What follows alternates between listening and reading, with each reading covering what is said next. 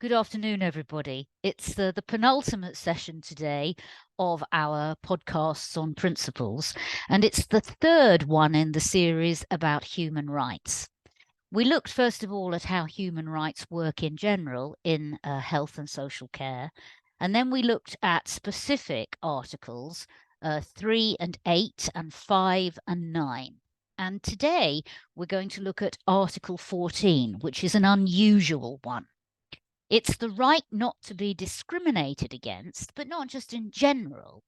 It's a right not to be discriminated against in the context of any other human right that may be in play or engaged in either a Care Act or a continuing healthcare or a Section 117 context.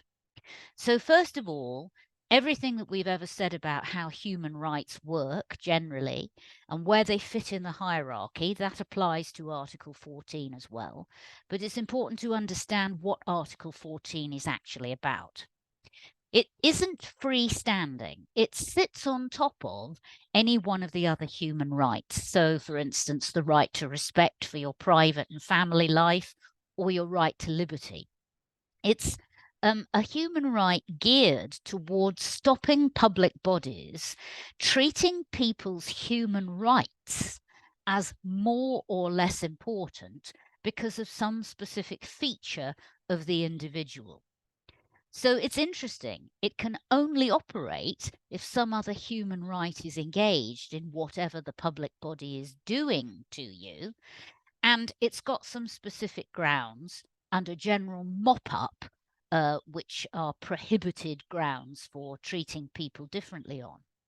But it's not an absolute obligation, just like discrimination in the Equality Act. It's a field in which there can be a justification for treating people differently. But that justification is ultimately down to a judge.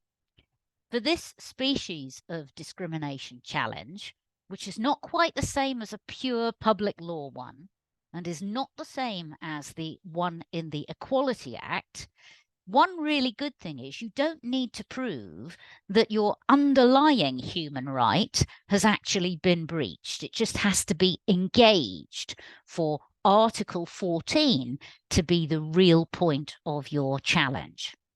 So basically, it boils down to the theory that your human rights shouldn't be regarded or treated differently just because of a feature of who you are, unless there's an objective justification for the difference in treatment.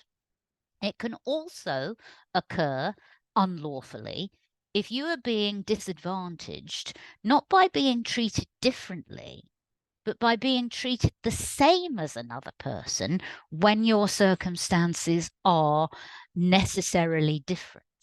So, being disabled or pregnant compared to people who are in a different situation, but being treated the same as they are being treated without adjustments, etc., could be an Article 14 issue.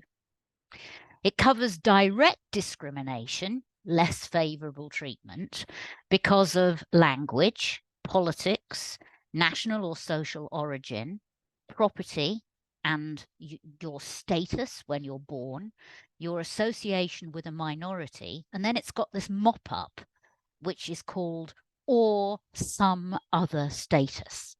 And the case law shows that that can include sexual orientation, age, transgender people, carer status, importantly, and being disabled. And in our own country, we've had the Norfolk case about unlawful discrimination under Article 14 against people whose status is severely disabled, and that's been identified by virtue of their being on higher rate PIP. When seemingly neutral treatment creates a disproportionate disadvantage for people with a particular characteristic compared to people who do not share that same characteristic, it's known as indirect discrimination. So if a local authority has got a rule or a policy that supposedly applies to everyone, and it actually works to the disadvantage of a particular group, then that amounts to indirect discrimination, and that was the issue in the Norfolk case. So if public bodies like the NHS and local authorities want to avoid legal risk in terms of Article 14, obviously they have to try to ensure that their policies and their decisions don't discriminate. If it's necessary to treat some people more favorably than others, they must do so with an objective justification. And they should be looking at their policies and functions to see whether they engage other human rights. And so, because they should all be abiding by the Equality Act and the public sector equality duty, they shouldn't really be struggling too much to be looking for Article 14 problems on top. But because it's a lesser known field of challenge, it can catch them out. And that's what happened, I think, in the Norfolk case. A public body should document its decisions about changing its policies or introducing new ones, because this field of litigation shows that they may genuinely be asked to produce reasons for why their policy is their policy. I don't want to give you the impression that discrimination can never be justified. Treating people differently can sometimes be the only thing to do to achieve a fair overall result. It will not always be unlawfully discriminatory if there's an objective and reasonable justification for it. And there are legitimate examples. One example that the website gives is that it's lawful to impose employment restrictions on people who are not from within the European Economic Area. That must be out of date now, because I don't think it would be something that England would be bothered about. If there's a difference in treating different groups, a public body has to show that it's pursuing what's called a legitimate aim, and that the treatment is necessary and proportionate to the aim. And it's quite a high standard. Only good reasons will suffice. And where the difference in treatment is on grounds of sex or race, there must be very strong reasons for it. It's not impossible to succeed, to defend oneself, but it's quite hard. Whether the difference is a proportionate means of achieving the legitimate aim is part of the test, and whether the justification for the impact is manifestly without reasonable foundation. So in this country, when the Norfolk case was won by Miss S.H., it meant that all of these elements of defense were rejected by the judge. Norfolk's position was found to be manifestly without reasonable foundation. So before we come to the Norfolk case, I just want to give everybody a very quick recap on the essence of the CARE Act and how charging works. Because if you can't understand that, the Norfolk case is going to be difficult to get your head round. I'm hoping that most people who've done these podcasts now understand that the CARE Act gives us enforceable rights to have our needs met if we're eligible according to the regulations. And however rich we are, we should still be able to qualify. We may have to pay full cost. It's different for people who are going to a care home, because the duty to people who are above threshold, over £23,250, those people are not entitled to care in a care home unless they are lacking in capacity through the arrangements of the local authority. Now, this is the important thing I want people to understand. Whether you like it or not, as a matter of politics, social care is lawfully able to be charged for. The NHS is free, social care is not, and never has been. It's chargeable according to people's means, the service user's means only, not the households, not the couples, not the parents, just the service user. And then there are regulations and guidance about how councils are allowed to count up your means. They must disregard some other stuff, including a minimum income guarantee for everybody according to their age and situation. If people are in a care home, they can argue that they should be left with more than the personal expenses allowance, which may interest some of you. But on top of that, and at the heart of the issue, is the requirement in the regulations that something that counts as disability-related expenditure must be disregarded. It has to be required. It can't be any old expenditure on something you fancy, and because you're disabled, you get it deducted from your means.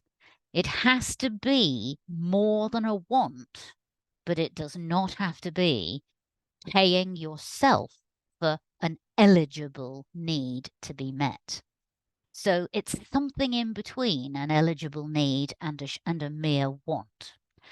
And beyond this provision, there's a general expectation in the guidance that councils will exercise discretion regarding affordability, equity, and waffly stuff that councils have been able to ignore.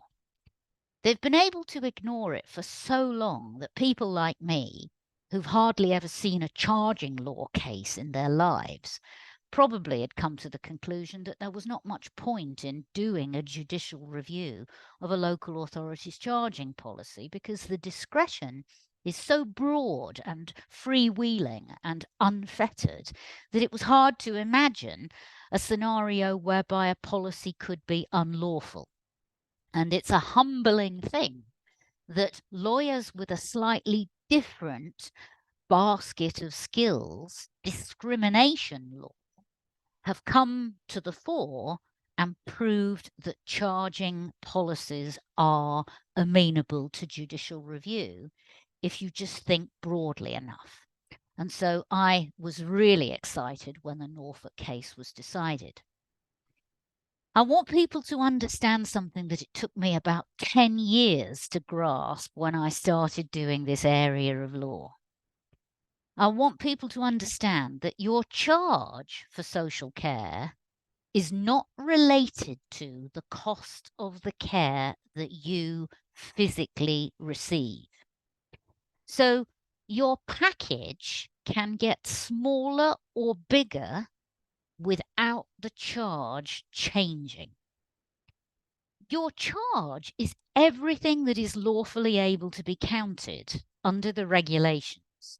In other words, except anything that the council is obliged to let you keep for living off of, or anything that you can persuade them to disregard by reference to your personal circumstances and how persuasive you are that they should be generous. So once people grasp that they could be living next door to somebody and paying a different amount for the same amount of care, or paying the same amount for a different amount of care. I hope that I got that right and didn't say just the same thing twice. I'm very tired at the moment. In that situation, when people grasp that, they begin to twig at some very, very, very tenuous level that there's a policy behind the local authorities' policy that is a central government policy about how charging should operate to somehow be fair, but also to mean that councils can get as much money as possible out of people who are unfortunate enough to be disabled, but who have got enough money to pay for it. It's actually a really interesting example of social policy if you're into studying that kind of thing. It's not a straightforward question of, if my care package is reduced by 30%, so will my charge be.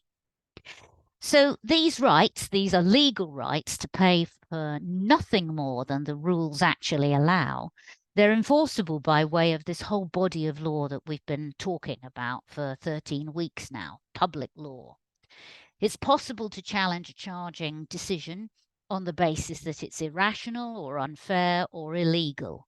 And because it's part of the general legal framework, human rights law and discrimination law in the Human Rights Act and the Equality Act, all of those are potential grounds for a judicial review.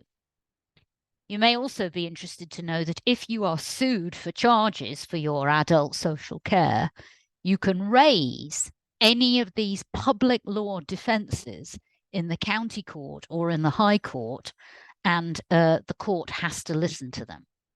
So the normal rule that you must challenge something within 3 months is simply not relevant for people who are on the wrong end of legal action in the local courts for debts to adult social care councils. And finally, a feature that may interest you is that people who lack mental capacity, of course, can't be sued unless they've got a litigation friend to conduct their defense. And nobody is obliged to provide that service, and I can promise you that the official solicitor won't. So ultimately, it is possible for incapacitated, disabled, or ill people to avoid paying for care. Their relatives just have to have a hell of a nerve and some legal knowledge to front that kind of thing out.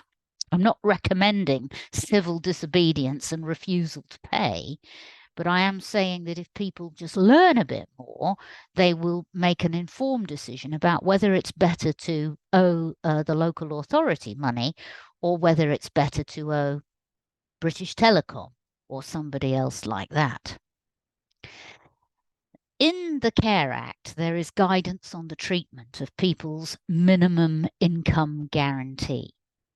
And the guidance is very clear that the law provides for the minimum, and local authorities have discretion to set a higher level for people to keep, to live off of, if they wish. Now, it so happens that most local authorities have gone down to very close to the minimum or the minimum. But my point is that this is in the guidance, and the guidance recommends that councils should be generous. The guidance recommends that councils must appreciate that the minimum income guarantee is what's got to be left after housing costs, and after any disability-related expenditure that has been allowed has also been deducted. The guidance contains 2 ideas for local authorities to be more generous in their charging policies. It suggests that they should consider whether for every single person there should be a maximum percentage of disposable income, so that even if you were rich, there should be no greater charge than, for instance, 90% of your disposable income, so that you'd be treated like other people in relation to keeping 10% of your disposable income on top of the guaranteed minimum. The other idea is that local authorities should consider whether it's appropriate to set a maximum charge for anybody, for instance, per week, instead of doing the generosity via a maximum percentage of people's disposable income. So this guidance has always been there, but in the Norfolk case, it hadn't been considered. There was just a total absence of consideration of other mitigating strategies to achieve some semblance of fairness for people with their charging policy. So the Norfolk case, the challenge, which was successful, it introduced a new example of how Article 14 could be forever growing. The concept of being severely disabled, identified by reference to your benefit status, was the concept in play in Norfolk. And the human right that was underlying Article 14, as I've said is required, was Article 1 of the first protocol, which we don't tend to talk about very much, but that's the duty of the state not to interfere with your property, including your dosh, unless it's in accordance with the law and in the public interest. Now, just think about that for a minute, for the future. This discrimination concept could be said to apply to differences in treatment that we see all over the country, as between mentally capacitated people who are having social services and incapacitated people who get to have their challenges to their care package brought in front of the Court of Protection under non-means tested legal aid. Capacitated people can only use judicial review, and for that legal aid is means tested. But incapacitated people have got a court of appeal to go to about the content and funding of their care package based on deprivation of liberty being in play. And the status that is meaning those people are treated differentially is their mental capacity. And that to me strikes, it doesn't strike me as being a basis that could be justified. It's also made me think about the differences that happen in the real world as between elderly people and people with learning disabilities as to what sort of quality of life should be afforded. I know that in the news at the moment, we've got all the information and scandal about people with autism and learning disability stuck in psychiatric hospitals. But in general, elderly people have far less spent on their care packages than people with learning disabilities. Now, at some point, that becomes justifiable by reference to the fact that young, strong, mobile people lacking in restraint or insight into dangers that they pose to themselves or others, they do cost more to be kept safe than elderly people, especially if elderly people are not very well and are confined to a bed.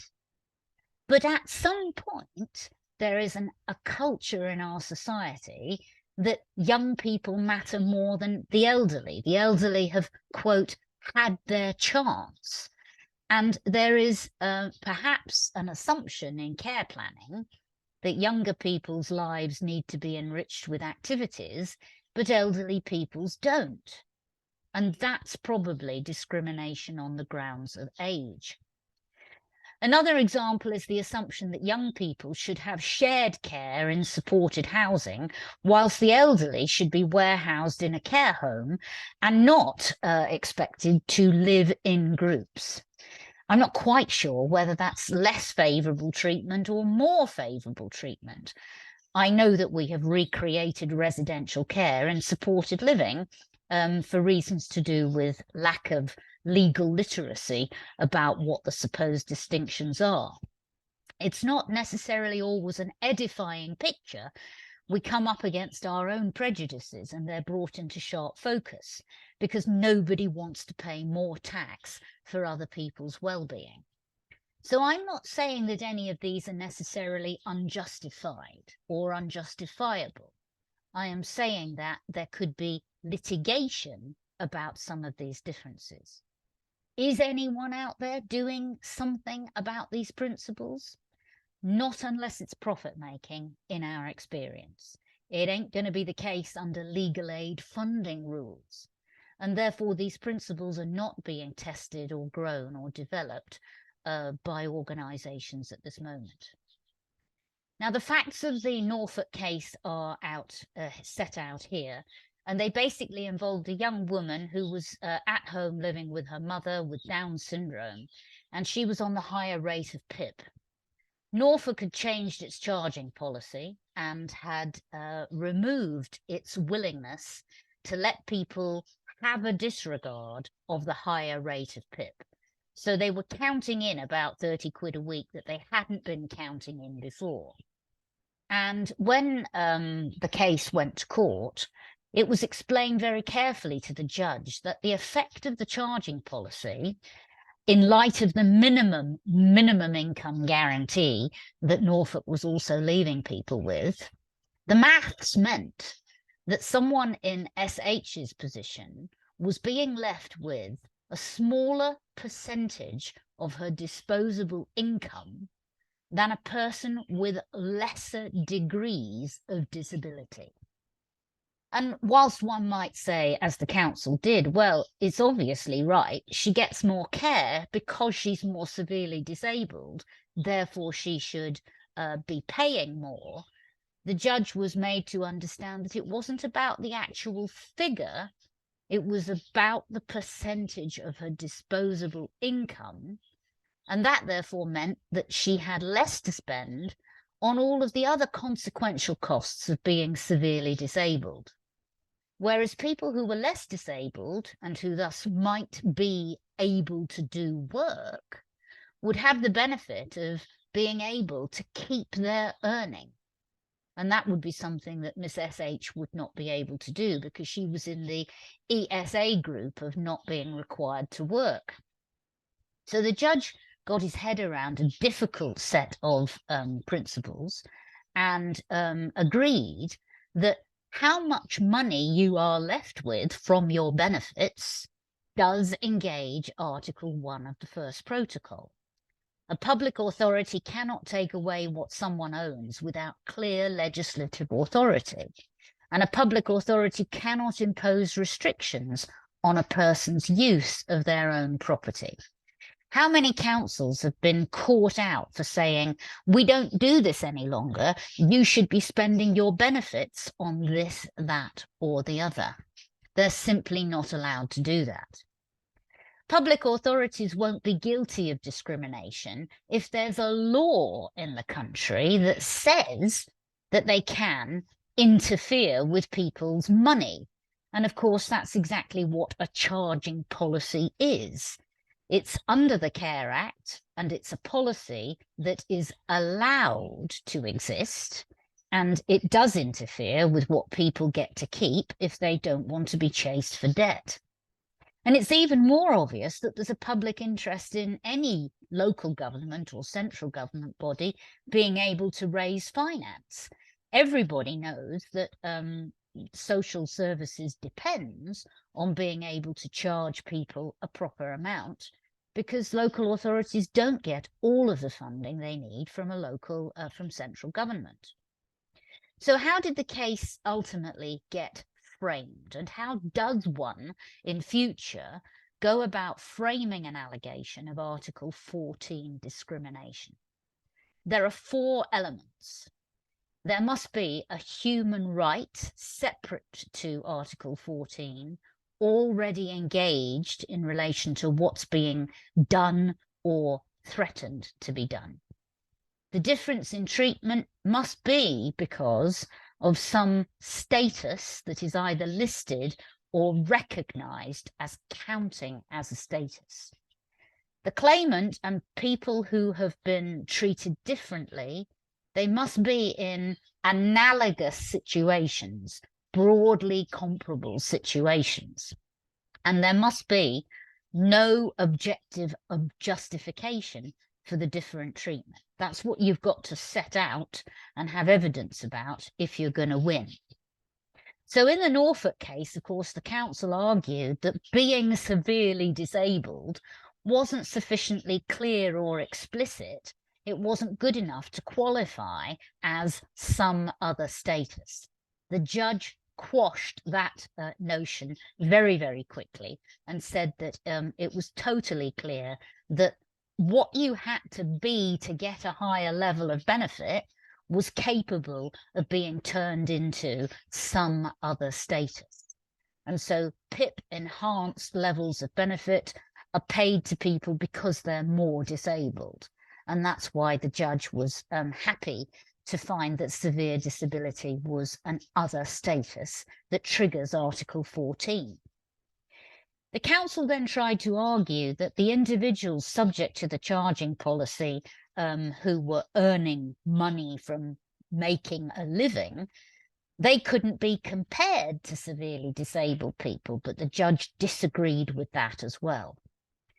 That is the basis on which other barristers have since said that the Norfolk case is probably wrongly decided.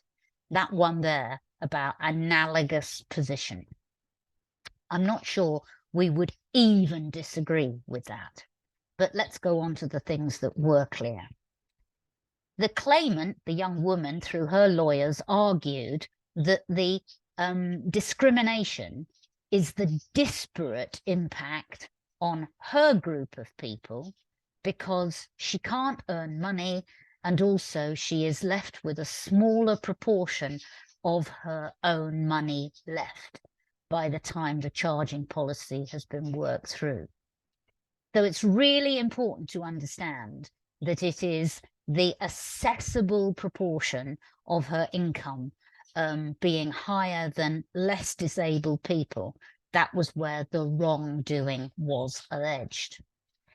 And in terms of the comparison, it was comparing severely disabled people and everyone else who was receiving council services covered by the charging policy. And of course, you wouldn't even have to have PIP, would you, or DLA, to be a person receiving social care services and charged something. You can end up not having disability benefits, but still be slightly chargeable. The council argued that because she had a higher level of needs, she would have a higher level of disability-related expenses, and that would be disregarded, and that ultimately would be fair for her, because although she couldn't work, having the opportunity to contend for large disregards of DRE was kind of the balancing thing for severely disabled people. The judge thought hard about that and said, disability-related expenditure as an area for decision-making was not obviously related to what it required to be on the higher rate of PIP. And because DRE was harder to prove and to claim, it wasn't comparable or a balance to the specific disregard of earned wages for people who were less disabled. So the judge was not impressed with that idea either. The judge said, it's not the charging policy that I'm going to think about in terms of justification, but whether there was a differential impact that it was having, and there was, and whether there was an objective justification for that.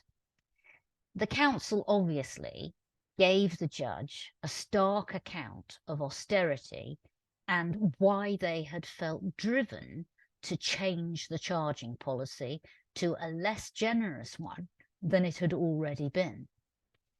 And the judge looked at their mitigation strategies, which were about supporting access to employment amongst some affected individuals, but that wasn't going to be of any help to Miss SH. And the judge said this, saving public expenditure can be a legitimate aim, but it will not of itself provide justification for differential treatment unless there is a reasonable relationship of proportionality between the aim sought to be achieved and the means chosen to pursue it. And he said that consultation and consideration in the council had not identified or discussed the differences between severely disabled people and less disabled people. And on that basis, the council didn't even seem to have thought about the problem. And not thinking about the problem, of course, is what I'm saying that even people like me had got lazy enough about doing. And it was a new injection of a principle from a different area of law that changed everything. The judge said that there was no relationship between the aim of saving enough money to pay for adult social care and the specific discriminatory impact in issue at all. How could it possibly be a good idea to make sure that severely disabled people were paying a larger percentage of their income than people who were less disabled? As a percentage, how could that be justified? The means were not reasonably linked to the ends. The less intrusive solutions to the problem suggested by the guidance, the bits that I'd mentioned, were not considered at all. And effectively, the judge said the discrimination is irrational, unnecessary, and wholly out of proportion. And so that was manifestly without reasonable foundation. And therefore, the charging policy was unlawful. Now, the implications for councils were massive because virtually, I would say 2/3 of councils had a similar approach to charging. Norfolk had to pay back £3 million of excessive charges to a group of 300 or 400 people. It meant that nobody knows exactly who got what, but if every single council in the country had to pay back 3 million, that would have cost 150 million in the year after COVID had already decimated adult social services. That never happened, in fact. That never happened, and it's an interesting historical story to look at as to why that never happened. Judicial review cases are not necessarily binding precedent in every sense. They may be binding as to principle. This particular one was not binding on any level other than the points of law. So it would have been possible for two councils to have the same policy as Norfolk, and for one of their policies to be unlawful, and for the other authority's policy to be lawful because of how it had set about thinking about the justification. So we called that presumptively unlawful. And we looked into whether councils all over the country had got policies just like Norfolk. And where we found that they did, we wrote to them and we said, look, mate, you are bang to rights here in terms of presumptive unlawfulness. Can you get your monitoring officer to write back to us and tell us what you're going to do about this, or why you don't think that your policy is unlawful? Not a single monitoring officer wrote back and said, use the complaint system, I'm pleased to say.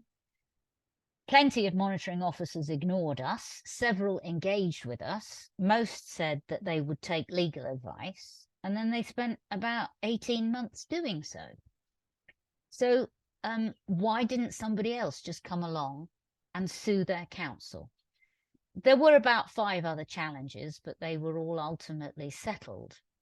And the reason that nobody went all the way to court is that the local authority sector clubbed together and spent money on QCs who gave them a bare justification for refusing to apply the Norfolk decision. The barristers who were paid to do that were not acting improperly. They did what barristers have to do, which is act for the people who instruct them. And if there were criticisms of the Norfolk case that could be useful for the sector, those barristers did the job of lawyers by pointing out what those weaknesses in the Norfolk case were. But they also advised councils that it would be legitimate to say to members of the public who were threatening judicial review of other charging policies, all right then, if you sue us and if you win, we will go to the Court of Appeal. Norfolk hadn't bothered to appeal, but in any other case, We want you to know we will be going to the Court of Appeal because we will be contending that the decision was wrong. Now, that had a very grave deterrent effect on other people, because if they couldn't find a legal aid lawyer to bring their case, and they understood that this would be a piece of litigation that would go all of the way to the Court of Appeal or possibly beyond, they would be looking at needing to pay a staggering amount of costs if they ultimately lost the case. Why not legal aid lawyers then riding to the rescue? Well, I would be willing to bet that there is hardly a lawyer in this country working for a legal aid firm that will be letting a client over the threshold of their doorstep to ask for legal aid to challenge a charging policy. That kind of help is extremely difficult to be profit-making for a law firm. And most law firms who do legal aid in the community care field operate on paper as doing it, but not in practice. And that's not merely me being rude. It's using the statistics about the number of matter starts in the community care field that local legal aid law firms claim to have done when it comes to getting their money from the legal aid agency. So ultimately, the rest of the slides in this presentation explain what we did about that. We raised money and we went and got barristers of our own to give advice about what the case meant. And our view was justified because we're not stupid.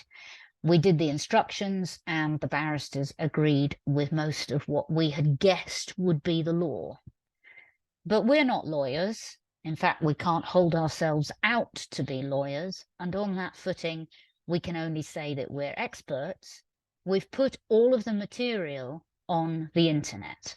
So there's a summary of counsel's advice. There's the advice itself, which the public paid for through a crowd justice challenge. And then there is what the barristers contended other counsels would have to do. So it's all out there. We can do no more. It's out there for members of the public, but only if they can be bothered to read about it and come together. And this was in 2021 that we were doing this. I am really pleased to say that I know that it's made a difference, even though ultimately the barrister's opinion for the counsel sector has been strong enough to convince counsels that they are safe to just tell people to bog off unless they're actually prepared to put their pre-action protocol letters where their mouths are. I am proud that it has achieved something, because I know that our advice that people should challenge the disability-related expenditure aspect of their charging situation, so as to give counsels the opportunity to give in for individuals, but without accepting that their own charging policy was unlawful. I know that that has succeeded. I know that CIPFA has suggested that the whole charging framework needs to be reviewed. I know that the DHSC is already thinking about doing a review of the chapter on charging. And just before we started, Kath was online. She's one of the attendees. And she said that since she has been doing these podcasts, she has been able to persuade her counsel not just to give in on her DRE, but to bring in other allowances that will benefit the whole population of that local authority area. So that really lifted me, because it made me realize that these public law principles podcasts have got legs on them, and we're hoping to do the same again. At the moment, we are advertising an appeal to keep CASCAIDr going. And we are saying what we will do if the whole of the sector saves us. And we're also saying that that's going to include getting more barristers' opinions about undecided issues of law that are very significant, not just for people, but for local authorities as well, so that we can clean up adult social care law, whether or not CASCAIDr can continue. So I am excited about that. And there is a poll that is out at the moment, which gives people the 8 choices which have been drawn from the referrals people have been making to us. And we're going to put our money in for 4 of them, and we're going to go and do a crowd justice appeal for the others. I haven't lost faith in the idea that knowledge is power. I understand it's getting harder to give it to people and harder for people to find the time to absorb it. But my experience of the Norfolk litigation, even though it had some unintended consequences, our reaction to it had some unintended consequences, but my experience of that and what people do with the principles when you give them, it really does, it revives my faith in the rule of law and in people's ability to get so cross about it not being done properly that they then take it forwards. So the remaining slides just show what the barristers, Mr. Giffen and Mr. Oburn, had to say. And we don't even disagree with all of it, but it's out there for you. Now, the last slide is just some links to human rights material, but I wonder, we are late today.